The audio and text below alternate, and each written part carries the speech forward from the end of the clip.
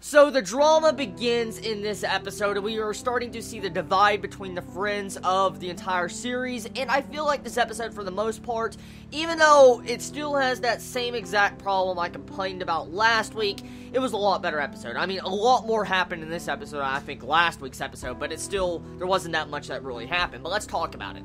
So, at the end of this episode, you clearly see that Okikura and Toko are starting to fall in love. You're starting to see that. We're starting to see some foreshadowing of them getting together, and there's clearly a lot of jealousy, love triangles, and everything throwing up in the mix in this series. And really, the more I look at Glasslip, the more I'm really saying that, oh my god, this is a straight-out slice-of-life series. I mean, I walked into this series knowing it's a slice of life, but to really look at the series and actually really grasp the big picture of this series, I mean, it feels like it's just going day by day. Like, literally, how slow this goes, it's like it's going day by day in the actual anime. And I think this is a good thing and a bad thing at the exact same time. That it can hinder it and not hinder it at the exact same time. Because it does do proper build-up and it allows us to learn the characters a lot more. But this can definitely bore a lot of people. Now, the episode, for the most part, we get to see some drama going on between Okikura and Yuki this episode. They get in a little bit of a scuffle, and you see how Okikura gets punched in the face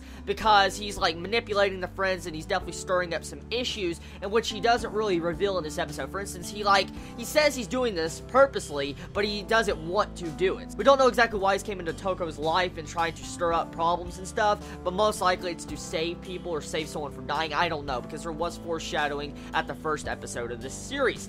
Now, the episode, I want to bring up something, okay? Someone pointed out to me yesterday about this series, and it made me laugh so freaking hard. There was a Chibi that pointed it out.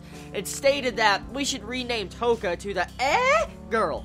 Because she does every freaking episode. She does it like 3 to 5 times, and really, she's getting known for that, because she does that every freaking episode. It's like, how a certain individual character has a specific laugh or word they say. Well, you have Toko that's doing every freaking episode. I didn't notice it until someone pointed it out, and I noticed it through the entire episode. So I really think we should call Toko girl, because that's exactly what I see in this episode. Now, besides that, I do want to talk about the animation, so let's start getting into that. The beginning of the episode, there was about 30 seconds of nothing but still frames. 30 seconds.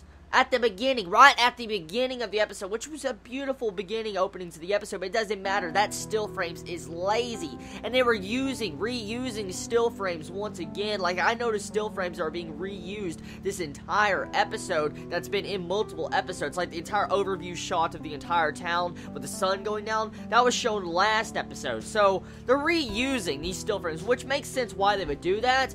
It really is starting to bug me how much still frames I see in this series. Like, there's a lot of laziness going on in the animation, but it looks beautiful.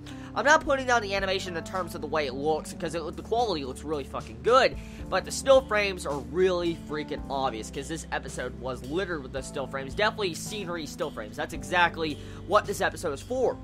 And it could be a problem. It definitely could be a problem. Hopefully they're not reusing still frames because they're running out of budget, but most likely they will, because, I mean, look at how freaking great the animation quality of Glasslip is, so we gotta think about this for a second.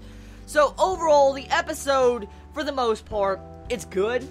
It's not the best. It's just, there's a lot of romance going on here, a little slow build-up going on here, and I have a big theory I want to bring up real quick. I personally believe that kiss that we have our main female character Toka see in the future, I don't believe that's Okikura-kun. I don't think that's him. I personally don't. I think it's Yuki. Yuki, the one that's had a crush on her for a while. I think he's going to come up and try to steal her first kiss forcefully, and then, I'm guessing there's going to be some form of drama, someone's going to see it, because, I mean, they didn't technically show the face of that person in the kiss scene, so I specifically am thinking that that's going to be Yuki, not Okikura. So, tell me your thoughts about this episode, everybody. Did you enjoy it? Did you hate it? What was your favorite moments about it? And honestly, how do you feel about Glasslip as a whole? I'm not trashing the series, okay? I'm just being a little bit critical about it, honestly. I'm being a little bit critical because I like Slice Life series, but sometimes I have to mention these bads, because if I'm going to mention bads about other anime, I have to do it to this series too. So tell me your thoughts, honestly, about this series, everybody. And if you're enjoying Glasslip, please let me know why you're enjoying it. I'm just curious to see everybody's, rounded opinion. So everybody, you have a wonderful day or night wherever you live. Please be safe, and Chibi out.